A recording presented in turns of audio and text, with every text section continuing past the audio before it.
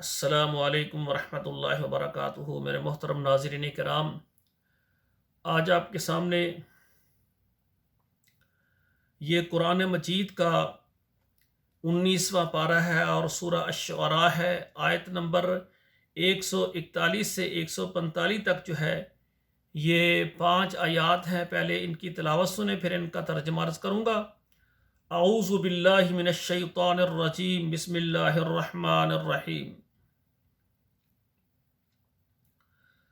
کذبت ثمود المرسلین اذ قال لهم اخوهم صالح الا تتقون انی لکم رسول امین فاتقوا اللہ واطیعون وما اسألکم علیہ من اجر ان اجری الا علی رب العالمین۔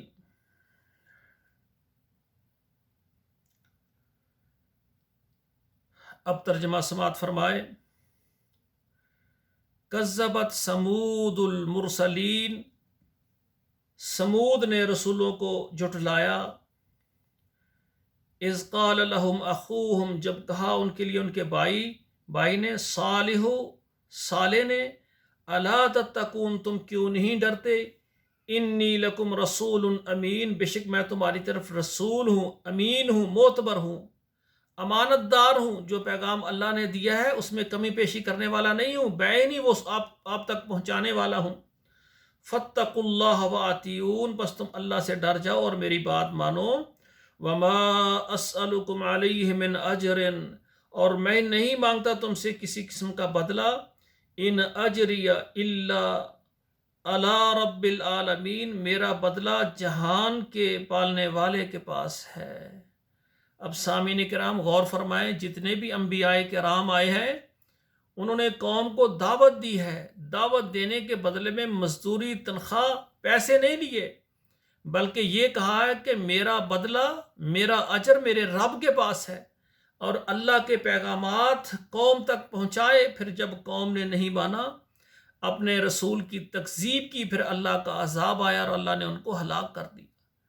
تو میرے بھائیو، یہ قرآن مجید ہمیں پہلے انبیاء، پہلی قوموں کے واقعات سنا رہے ہیں کہ تمہیں سب سے زیادہ عظیم اور عظمت والا اور مرتبے والا ہم نے پیغمبر عطا کیا ہے، اگر تم نے بھی میرے پیغمبر کی اطاعت نہ کی، مجھ سے نہ ڈرے، تو پہلی قوموں پر بھی عذاب آیا ہے، تو آپ بھی اس عذاب سے ڈریں۔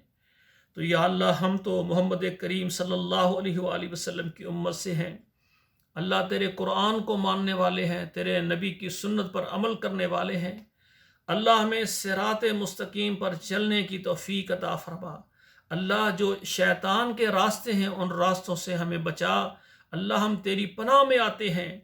اللہ جو سیدھا راستہ ہے، اللہ ہمیں آپ اپنی رحمت سے، اپنے کرم سے ہمیں سیدھے راستے پر چلا۔ والسلام علیکم ورحمۃ اللہ وبرکاتہ۔